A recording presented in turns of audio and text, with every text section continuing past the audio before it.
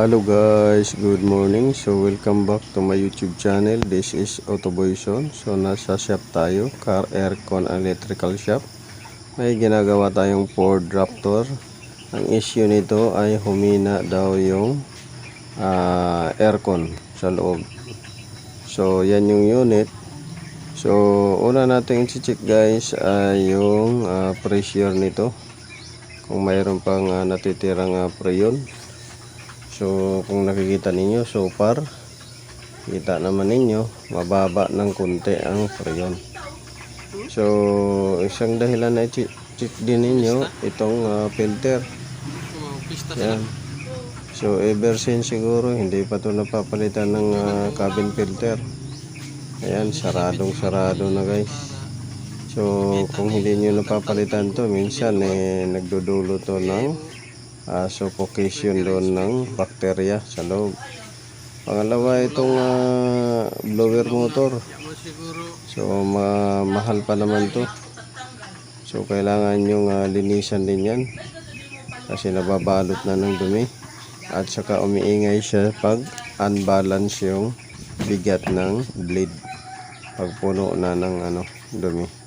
So yan, chinik natin kulang yung laman. So kaya kulang ang laman niyan guys ay may singaw sa valve. Yan yung So tinanggal natin yung assembly dito ng blower motor. Tiningnan natin, talagang madumi. Never pa to na linisan. So una natin gawin ay mag-recover tayo at i-leak test natin yung system.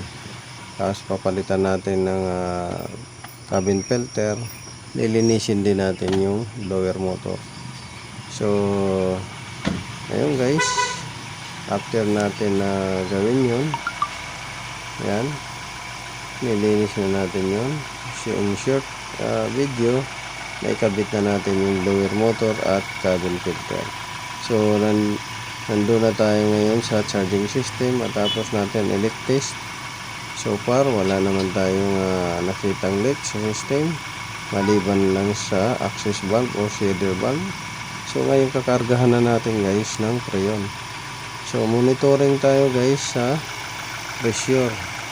Dito sa kulay blue, monitor natin yung pressure sa compressor. Sa red naman, monitor natin yung pressure sa condenser. So yun yung gagawin natin. Tapos obserba rin natin yung operation nya kung nag-automatic at saka kung okay ba yung pressure nya. So yun lang guys, kung nagustuhan niyo yung video na to guys, don't forget to like, share, subscribe my YouTube channel Autoboyson. Maraming salamat sa panonood at pakikinig. Naway nakakuha kayo ng konting kaalaman guys.